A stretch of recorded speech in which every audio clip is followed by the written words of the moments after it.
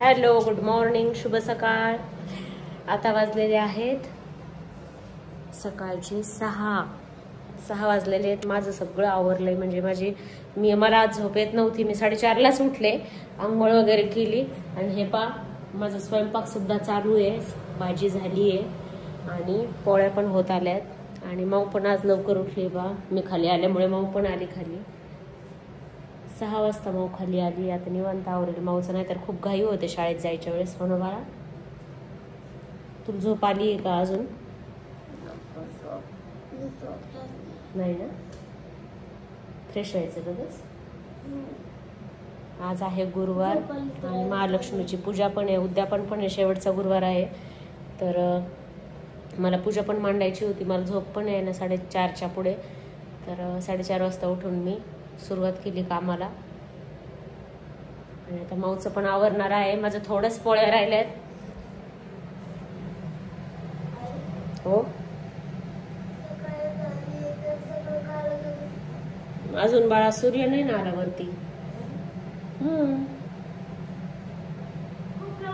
खूप लवकर उठलेत आपण आज, खूप लवकर उठलेत खूप। आणि कुकी पण झोपली इथे।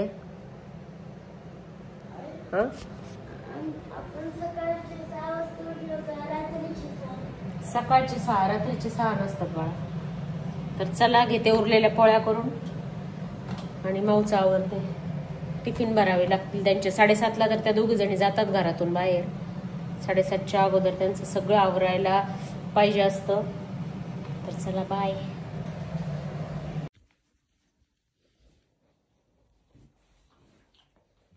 काय करते कुकी? काय करते कुकी तू? कुकी काय करते? काय करतं बाळ?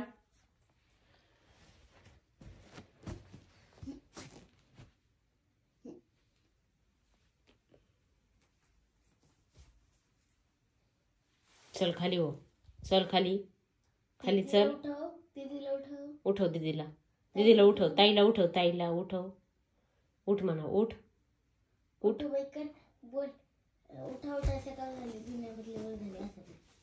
काय काय काय काय काय लाडे, काय लाडे गद्द।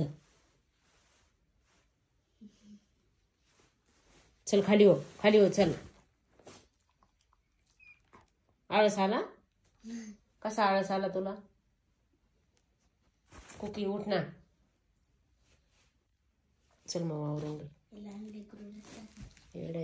कुकी उठ। आज योगायोगाने मी सकाळी लवकर उठले, माझं सगळं लवकर आवरलं आणि मला माहीतही नव्हतं आज सकाळी शाळा 9 वाजता आहे। अचानक सरांचा कॉल आला, आम्ही सगळे सोबत जात असतो 4 व्हीलरमध्ये। तर सर म्हणले की आम्ही जवळ आलोयत, आवरलं का मॅडम? आणि माझं खरोखर आवरलेलं होतं, पूजा झालेली होती आणि कहाणी वाचून झालेली होती। तर जसं काही देवीनेच माझ्याकडून सगळं करून घेतलं आणि मी पटकन वेळेमध्ये त्यांच्या गाडीजवळ हजर झाले, कारण सगळं आवरलेलं होतं। एरवी माझं या टाईमला बिलकुल आवरलेलं नसतं, पण आज सगळा योगायोग आणि रात्री उशिरा मेसेज पडलेले होते, त्यामुळे मी काही रात्री मोबाईल पाहिला नाही आणि तो शाळेचा मेसेजही मला माहिती नव्हता। सहज सगळ्या गोष्टी झाल्या आणि आता मी चाललेली आहे शाळेमध्ये। तुमच्या घरामध्ये स्टीलच्या जर गाळण्या असतील, चहा गाळण्या, तर पहा त्याच्या साईडला असं बऱ्याच दिवसांनी असं किटण किंवा काळा काही भाग होऊन जातो, तर तो या प्रकारे साफ करायचा। पहा मी काय करते, गॅसवरती ते धरते आणि त्याला आपोआप अशी आग लागते। तर ते आग लागल्यानंतर तो जो काळा झालेला भाग असतो तो जळून खाक होतो आणि चाळणी, आपली गाळणी जी आहे ती अशी स्वच्छ जर केली तर ते सगळं काळपट झालेलं निघून जातं आणि एकदम नव्यासारखी गाळणी होऊन जाते। त्यातला जो जे मेनसटपणा, चिकटपणा असतो तो सगळा निघून जातो। आता ही स्वच्छ जर घासली तर अगदी पहिल्यासारखी नवीन होऊन जाते। तर ही एक आयडिया आहे, तुम्ही करून पहा नक्की। जाळ जरी लागला पूर्ण गाळणीला तरी चालतो, जोपर्यंत त्याचा तो मेनसटपणा असतो तोपर्यंत तो जाळ चालू राहतो आणि नंतर तो आपोआप विझून जातो। त्यानंतर घासणी स्वच्छ घासायची। अशा पद्धतीने तुम्ही तुमच्या गाळण्या साफ करू शकता। माझी ही छोटीशी ट्रिक आहे, माझ्या सासूबाईंनी मला सांगितलेली होती, तुम्ही सुद्धा नक्की ट्राय करून पहा। तर चला, आज आहे शेवटचा गुरुवार मार्गशीर्ष महिन्यातला आणि आज होतं उद्यापन। तर मी शाळेमध्येच उद्यापन केलं आणि आज संध्याकाळी देवीचा जो आहे आपण म्हणतो नैवेद्य, तर तो तयार केलेला आहे मी. शिरा, पुरी, आमरस, कुरडई पापड आणि वाटाण्याची भाजी असा नैवेद्य केलेला आहे मी.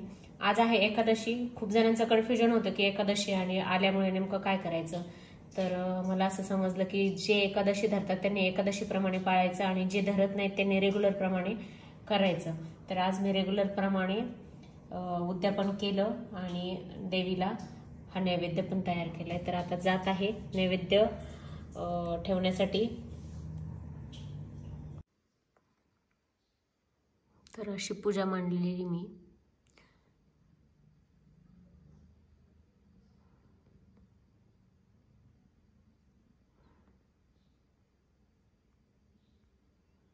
सकाळी लवकर उठल्यामुळे माझी पूजा पण झाली आणि कहाणी पण झाली होती योगायोगाच्या गोष्टी.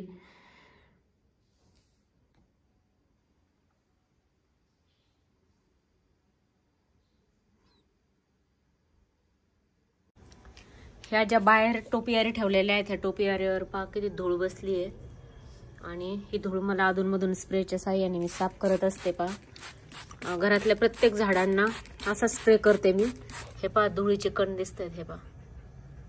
तर ही धूळ साफ होऊन जाते आणि झाडाला एक तजेला मिळून जातो जर आपण स्प्रे केला तर. घरातले सगळे मनी प्लांट वगैरे मी असे स्प्रे करते. तर आता हे झाड पण आता मी स्प्रे करणार आहे. हे पण पहा खूप धूळ बसली याच्यावर. अधूनमधून स्प्रे केला तर इतके फ्रेश दिसतात. थोडासा त्रास होतो पण खूप छान वाटतं. हे फॉक्सटेल हे माझं खूप आवडीचं झाड आहे. खूप म्हणजे खूप मला खूप आवडतं हे झाड.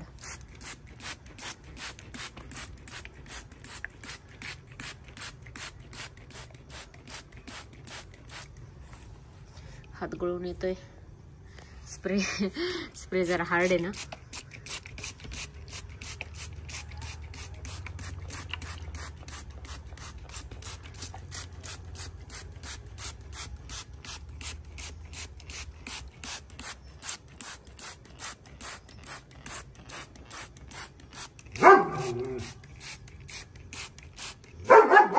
काय चाललंय कुकी? आज मी झोपणार आहे लवकर. सकाळी आज लवकर पहाटे उठल्यामुळे मला झोप आली आहे. उपवास सोडलाय मी आता जस्ट आणि आता हे कामं झाले की लगेच झोपणार आहे. आज मोबाईल नाही पाहत बसणार. मोबाईल पाहत बसलं की वेळ जातो फार. आणि खरं सांगू तर तुम्हाला असं कोणतंच काम नाही जे आपल्या वाचून अडून पडत असतं बरं का. पण आपणच फार इम्पॉर्टन्स देतो काही गोष्टींना. काहीच होत नसतं. जग बंद पडत नसतं. आपल्याला वाटतं अरे चला महत्त्वाचा मेसेज असेल, शाळेचा असेल, असं असेल तसं असेल. काही नसतं. तुमच्या वाचून काही होत नसतं, राहत नसतं. विनाकारण आपणच आपल्याला इम्पॉर्टन्स देतो. द्यायला हवं पण कुठे कसं हे आपण ठरवून घ्यायला हवं आपलं लिमिट.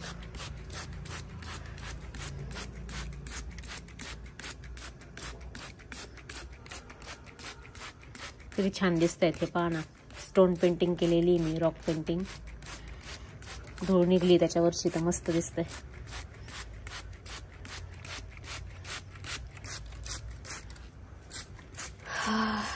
हे नाही निघणार. याला खूप पाणी लागणार आहे आणि ही कुंडी खाली घेऊनच नळाच्या प्रेशर खाली धुणार आहे. मी नाही याला स्प्रे करत बसणार. माझा हात गळून येतोय फार.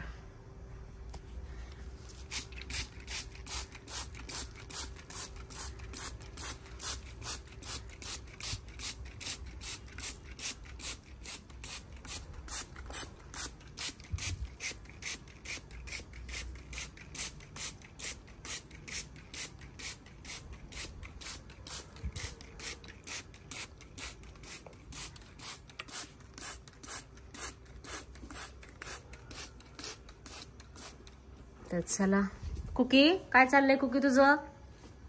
चल. तर आजचा ब्लॉग तुम्हाला आवडला असेल तर ब्लॉगला लाईक करायला विसरू नका. आणि आता मला आलेली खूप झोप. तोपर्यंत घेते तुमची रजा. भेटूया उद्याच्या नवीन ब्लॉगमध्ये. तोपर्यंत bye bye, good night, Tata.